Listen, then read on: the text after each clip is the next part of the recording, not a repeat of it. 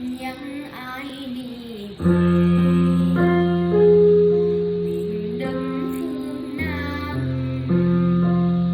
trời xanh mây trắng soi dòng Cửu Long Giang, mênh mông rừng tràm bát ngát dừa xanh.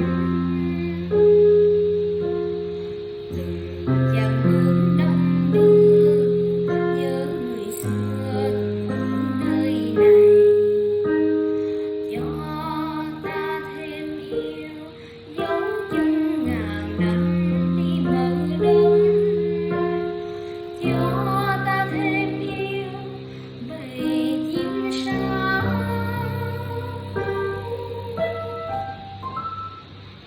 số.